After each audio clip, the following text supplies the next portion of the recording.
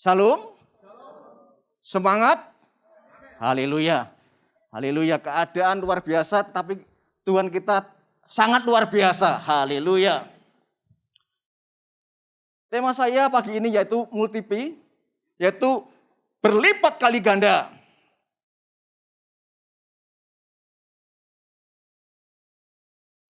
Hidup ini adalah anugerah dari Allah. Sejak kita menerima Yesus di dalam diri kita. Anugerah yang pertama sudah kita terima saat Yesus ada di dalam diri saudara dan saya. Ada benih ilahi yang akan membuat saudara mengalami supranatural. Tidak biasa, tidak standar, tetapi mengalami hal yang supranatural. Haleluya. Kamu telah menerima Kristus Yesus, Tuhan kita, karena itu hendaklah hidupmu tetap di dalam Dia. Hendaklah kamu berakar di dalam Dia dan dibangun di atas Dia. Hendaklah kamu bertambah teguh dalam iman yang telah diajarkan kepadamu dan hendaklah hatimu melimpah dengan syukur. Ayat ini ditulis karena di Kolose terjadi perubahan cara pandang, cara hidup jemaat yang ada di sana. Saat Paulus di sana, keadaan mereka baik-baik saja. Saat Paulus di penjara di Roma, keadaan jemaat di Kolose mengalami penurunan rohani. Salah satu aktivis di sana namanya Epapras menjenguk Paulus di Roma dan berkeluh kesah. Rasul Paulus, jemaat kita di Kolose mengalami penurunan rohani. Mereka percaya dengan dongeng-dongeng, mereka percaya dengan filosofi. Dan ini berbahaya, mereka bisa kembali lagi ke kehidupan yang lama. Lalu Paulus menulis surat ke jemaat Kolose. Dalam 2 ayat ini terdapat perintah yang luar biasa. Yang pertama, hendaklah hidupmu tetap di dalam Dia. Paulus dengan tegas menulis surat kepada jemaat Kolose. Yang pertama yaitu hendaklah hidupmu tetap di dalam Dia.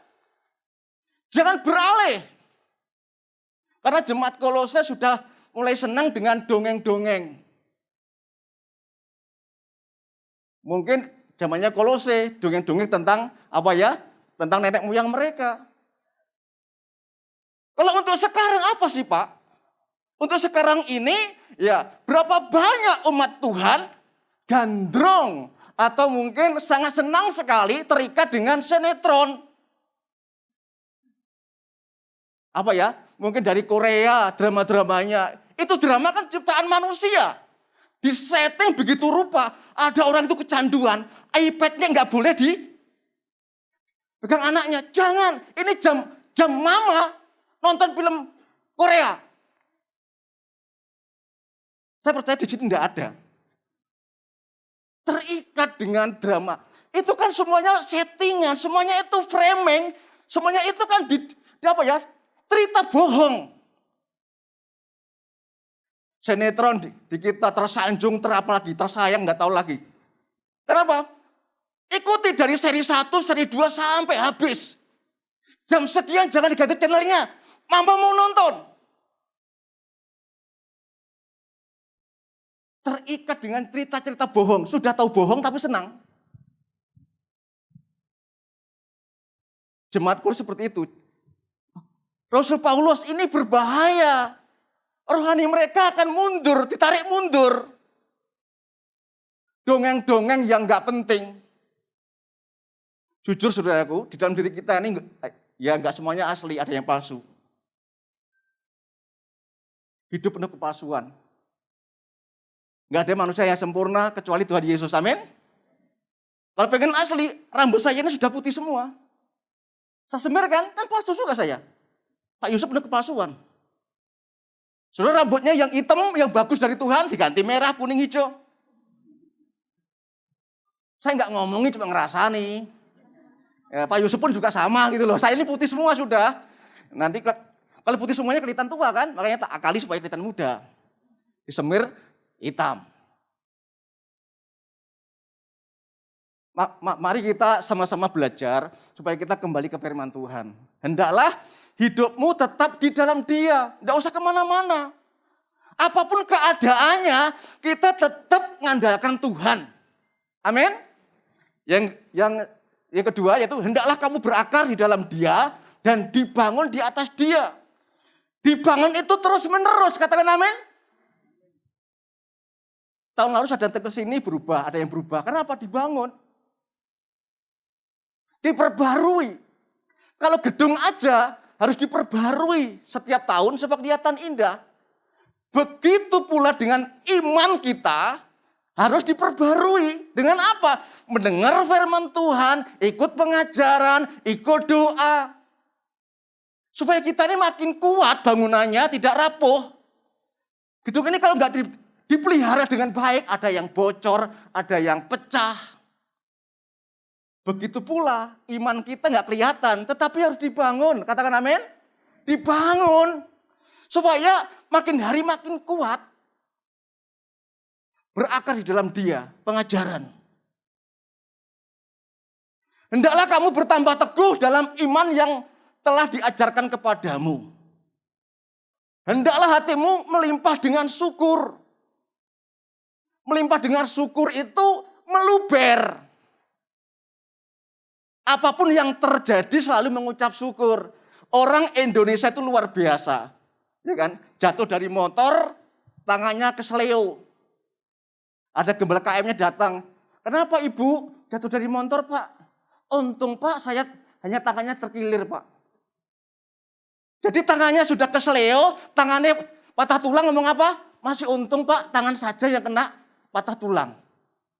Hebat orang Indonesia ya, hebat.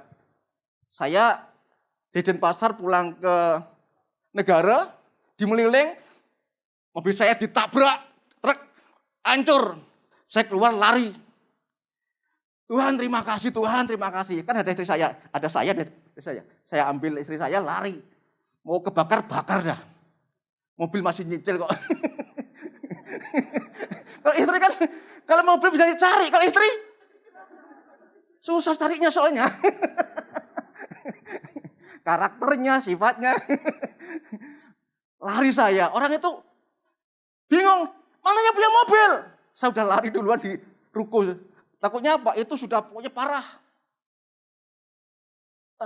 Bapaknya punya mobil? Iya. Bapak ini loh mobilnya kecelakaan kok tambah lari diem aja. Terus ngapain Pak? Nangis. Wow. Saya udahlah yang penting Tuhan terima kasih. Aku masih kasih kehidupan. Harta benda bisa lenyap seketika, tetapi Yesus tidak boleh lenyap. Katakan amin. Karena apa? Dengan Yesus semuanya akan ditambahkan kepadamu. Apa yang hilang akan kembali.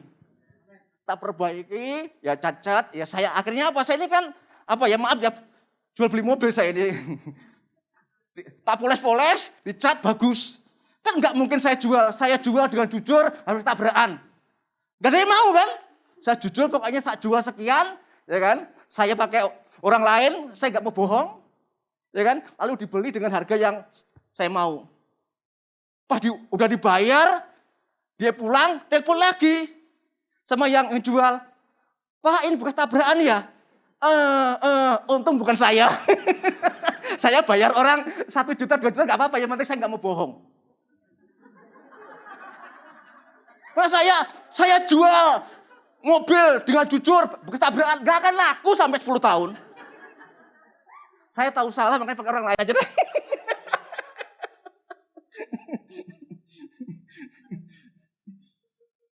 Jadi kita nih harus apa saudaraku, harus semangat lah.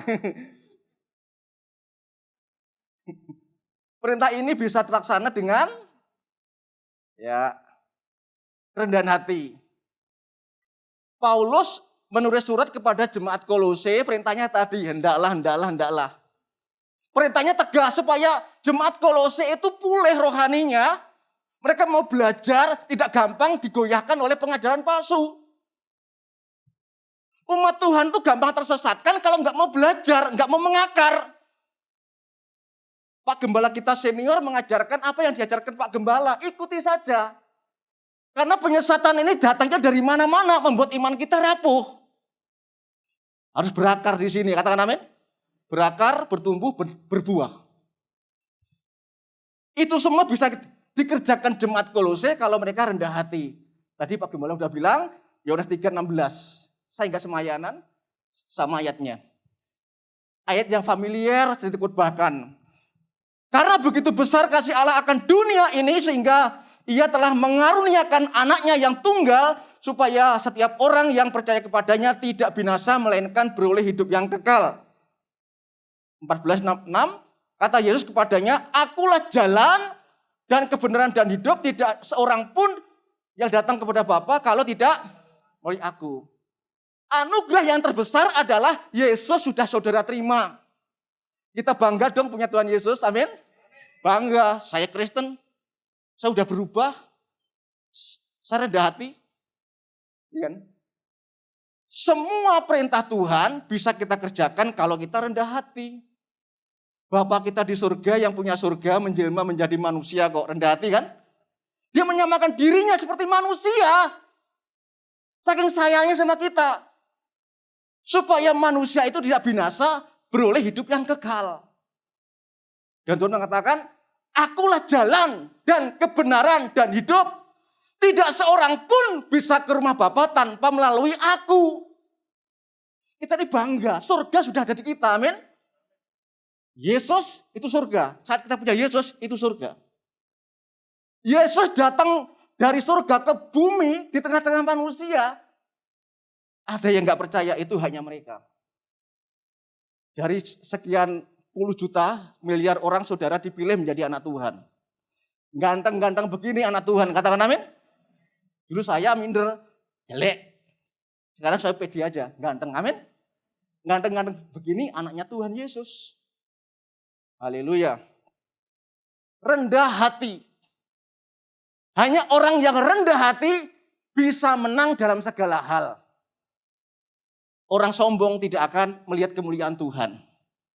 Hanya orang yang rendah hati, mereka yang akan melihat kemuliaan Tuhan yang luar biasa. Lawannya rendah hati adalah sombong. Sombong siapa? Lucifer sombong. Peperangan antara orang rendah hati dengan orang sombong pasti di tangan orang rendah hati. Karena Tuhan berperkara dengan orang rendah hati. Dia akan dimuliakan, dia akan diangkat, dia akan diberkati, akan dipercaya Tuhan. Luar biasa baik. Haleluya. Yang kedua, tetap tinggal dan berakar. Tetap tinggal dan berakar. Saya ini mengawasi jemaat, gereja Tuhan, orang itu yang setia sama Tuhan, saya kenal baik-baik, hidupnya itu selalu meningkat dan meningkat dan meningkat. Masalahnya sama. Tapi cara menghadapinya beda. Kalau orang beriman, orang percaya dengan Tuhan Yesus tidak marah-marah. Dia berdoa, berpuasa. Sehingga dia bisa melewati masalah dan dia naik peringkat. Orang benar tidak akan dipermalukan hidupnya oleh keadaan. Saya ulangi lagi. Orang benar tidak akan dipermalukan hidupnya oleh keadaan. Orang benar selalu diangkat oleh Tuhan. Siapapun saudara di kota maupun di desa, Tuhan gak punya urusan. Siapapun saudara orang benar, Tuhan pelihara. Di gunung-gunung, di lembah-lembah, Tuhan pelihara. Saya punya teman pendeta di pegunungan, jauh terpencil ada cuma 6 kakak, tapi terpelihara sempurna. Terpelihara dia. Karena Tuhan punya perkara dengan orang yang benar. Mazmur 1 ayat yang ketiga. Ia seperti pohon yang ditanam di tepi aliran air. Yang menghasilkan buahnya pada musimnya. Dan yang tidak layu daunnya, apa saja yang diperbuatnya berhasil. Satu kuncinya yaitu tahu kapasitasnya, tahu posisinya, dan tidak melanggar aturan. Kalau saudara diberkati Tuhan, tahu kapasitasnya. Tahu posisinya dan tidak melanggar aturan. Seperti tanaman yang ditanam di pinggiran air, di tepi air. Kalau ditanam di tengah-tengah gimana? Tanaman kalau ditanam di tengah aliran, datang air besar, maka tanaman itu akan hanyut, kandas. Pak, dulu setia di sini Pak, sekarang hilang, raptor Pak. Karena nggak tahu posisinya. Saya nggak ngerasa nih cuma ngomong, amin. Karena apa? Orang yang tahu posisinya itu awet. Diberkati pasti. Nggak usah merasa, saya lebih dari yang lain. Nggak bisa, orang sombong. Kita kembalikan ke Tuhan. Dikasih tanggung jawab terima tamu, ya. Apa saja yang kita kerjakan dengan rendah hati, mendatangkan berkat. Katakan amin. Sudah 10 tahun Pak, saya di mana di tempat ini Pak, cuma ngantri minum aja Pak. Pahalanya sama kok. Jangan lihat apa yang kita kerjakan. Berharga di mata Tuhan apa yang kita kerjakan. Saya ini nggak malu saudaraku. Saya dulu itu bertobat, tinggal di gereja jadi OB. Lihat potongannya itu masih ada ya, OB. Saya OB di gereja, saya nggak malu. Saya tahu karakternya umat Tuhan di gereja itu apa? Saya tinggal di gereja. Macam-macam modelnya. Tapi saya bisa apa ya? Bisa belajar di situ. Kenapa orang ini hidupnya nggak berubah? Oh, dia ada dosa seperti ini. Oh, seperti ini, makanya hidupnya gitu-gitu aja. Kalau orang benar mau berubah, pasti diberkati Tuhan kok. Diberkati Tuhan. Tuhan tidak melihat posisi. Amin. Kalau engkau bisa bersih-bersih saja yang bersih. Bisa khotbah aja. Saya dulu nggak pengen khotbah. Sekarang ini tiap hari khotbah saya. Ada yang tanya, Pak Yusuf khotbah apa? Loh, khotbah apa? Tiap hari khotbah tidak ada masalah. Hari kapan pun khotbah bisa. Karena apa? Udah ada di sini, amin. Ada kuasa firman. Lihat, doakan orang sembuh, itu udah khotbah saya. Tidak ada yang mustahil bagi Tuhan Allah kita. Udah ngotot saya, karena apa? Sembuh. Gampang, karena apa? Pelayanan. Jadi nggak hanya kita nih, buka Alkitab, tambah stres kita. Itu tidur. Saya dulu Pak khotbah hari ini ya, dulu. Itu 3 hari gak bisa makan, gak bisa minum, gak bisa tidur saya. Mau ngomong apa saya ini? Karena apa? Kebenaran dalam hidupnya belum banyak. Hanya sekedar materi saja.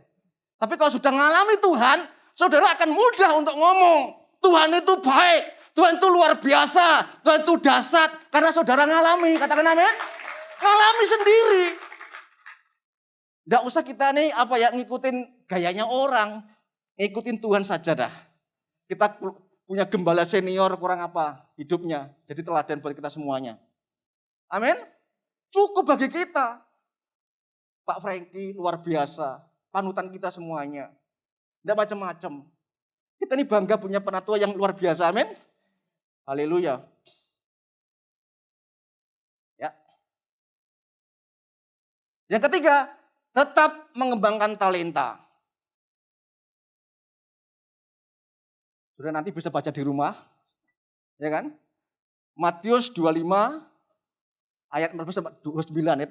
Ini seringkali dikhotbahkan. Ada yang dikasih 5 talenta, ada yang 2 talenta, ada yang 1 talenta. Sepertinya Tuhan gak adil. Pandangan kita, tetapi Tuhan itu tahu kapasitas kita. Ada orang dipegangi uang 5 miliar itu biasa. Ada orang dipegangi 2 miliar itu biasa. Ada orang yang gak biasa pegang uang 1 miliar. Jadi bingung dia. Gak bisa tidur dia. Mau diapain dia. Tuhan itu tahu kapasitas kita. Apa yang Tuhan kasih hari ini mengucap syukur. Katakan amin. Pulang naik sepeda motor. Mengucap syukur Tuhan. Mengucap syukur. Suatu ketika pasti Tuhan berkati. Amin. Ganti roda 4. Roda 4. Mentok ya. Roda 6. Truk lah. Mentok. Sehebat-hebatnya saudara rodanya 4. Menunjukkan saudara orang kaya raya. Banyak ban 12. Ya, tergandeng. Jangan parkir situ Pak. Parkir sana. Tuhan gak peduli. Tuhan tahu kapasitasnya. Amin. Orang rendah hati itu diberkati Tuhan, tetapi rendah sopan santunnya ada. Walaupun dia punya pabrik, punya usaha, tapi rendah hati, biasa saja. Jangan nonjol, jangan kelihatan. Diberkati Tuhan, dompetnya dipanjangin. Udah dipanjangin, kasih rantai lagi. Mudah-mudahan nggak saya temukan di sini. Kalau ada saya minta maaf ya. Kan nanti dihajar pulang. Dompet dipanjangin, kasih rantai lagi, takut jatuh. Kenapa? Yang nabrak mobil saya itu sama. Dompetnya panjang, dikasih rantai. Saat urusan polisi, Pak ini gimana? Saya pendeta, saya habis khotbah dari lembah pujian. Polisinya, oh Pak pendeta ya? Pak pendeta supaya nggak ramai Pak pendeta. Itu supir truknya, ini, ajak ngomong dulu. Mas saya ngampuni ini di jalan. Tapi bagaimana dengan properti saya yang hancur? Nggak punya duit Pak. Wah bohong masnya itu. Itu duitnya dirantai, dibuka. Ini Pak 50.000. Aduh. Gayanya minta ampun, pol gayanya tapi kosong. Diajak makan, pas bayarin lari dulu. Ke toilet. Enggak. Tapi umat Tuhan di sini diberkati semuanya, amin. Diberkati semuanya. Haleluya. Tuhan mau kita ini rendah hati, bukan rendah hati di atas gunung ya. Pak saya ini orang miskin Pak, tapi cincinnya berlian. Kalungnya lapis 3 lantai. Saya orang miskin Pak, nggak punya apa-apa Pak. Tapi emasnya, berliannya dipamerin. Ini namanya rendah hati di atas gunung. Paham ya? Nggak paham nanti aja deh. Maksudnya itu dia rendah hati tapi dia itu di atas apa ya, plafon gitu loh. Nggak seperti itu, rendah hati itu ya haleluya. Jadi firman Tuhan ya dan amin.